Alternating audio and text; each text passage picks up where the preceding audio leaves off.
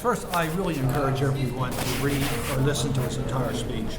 He really laid out a blueprint for how we not only resolve the current crisis, but how we can have a lasting peace in the Middle East.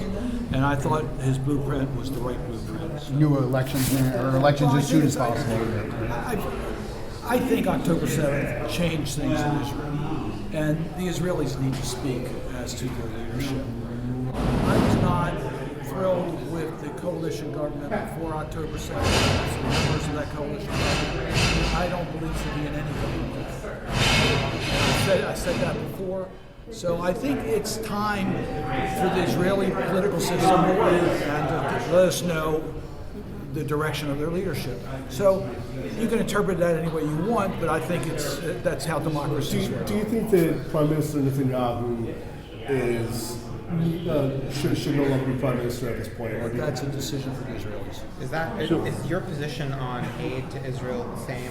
Do you still believe that the U.S. should provide it additionally at this point? But are you comfortable with Schumer going to the floor? I thought Senator Schumer laid out the blueprint for peace in the Middle East. I thought it was well balanced, and I congratulated him on his speech. Was it a mistake, though, for him to call for elections? I think if you read and listen to his entire speech, there's a lot more in his speech than that one section, and I think he is correct, as I said earlier. I think October 7th changed things. It's now up to the Israelis to give us clear direction on their leadership.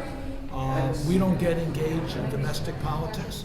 That's something the Israelis are doing. So it sounds like you think it was a mistake for him to do that. I have not said, don't say that at all. I think he put the speech in context, his views in context, and I thought it was a courageous speech, and I thought it really did lay out the blueprint for lasting peace in the Middle East, and that's something we sometimes lose sight of on specific issues that are taking place. Why? Different disagreements with this government, disagree with this government's position in regards to the independent judiciary, so it's nothing new for me to challenge what the Israel government's doing. But as to elections, let the Israelis conduct their own elections. But sir, why courageous? Why courageous? Is that because of the power of AIPAC? No, courageous because I thought he covered all the different points. He didn't try to choose the specific issues that maybe were more comfortable for his position. But why is it courageous for a U.S. politician to criticize another Because nation? I think he really made it personal. He told his own personal history into it. I just thought he is courageous because he deeply feels this. I know Senator Schumer very well. And this is personal to him to be honest to himself and to our country.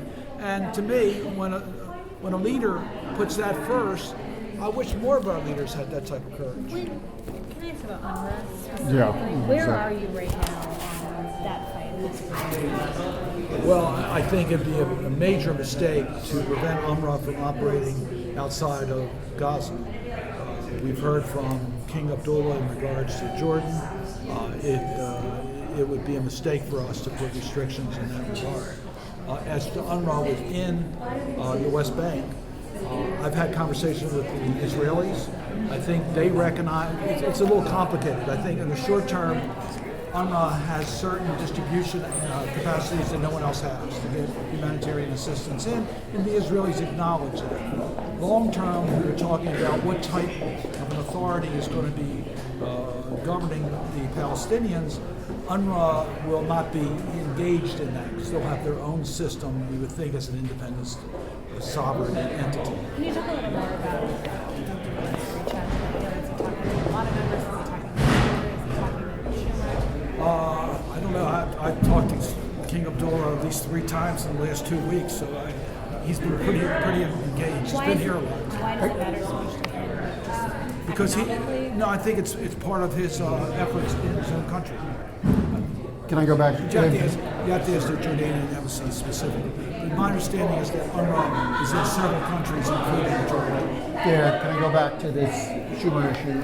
The Israeli government has already objected to his remarks. Have you heard from Israeli officials? Have they complained to you? Or? I've been aware of it. I've been on the run talking to you guys. Right, well, just the last couple of minutes. But yeah, all right, but can I go back to this thing? You don't think we should interfere in internal Israeli politics, but you clearly don't favor the Netanyahu government. But you will not call, like Schumer did, you will not call for I think Netanyahu it to would replace be him. very helpful for the Israelis to give us direction on their leaders. So a lot's changed since October 7th. We've heard different things about this current government's popularity in Israel. Now talking about trying to negotiate peace after. It'd be nice to hear from Israelis. But you're I'm not not gonna. calling. I'm not going. But that's you support new elections, is what you're saying. I think that's the way democracies work. It's through elections.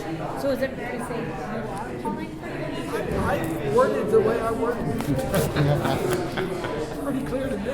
Oh yeah. Thanks. You Shannon. would like to.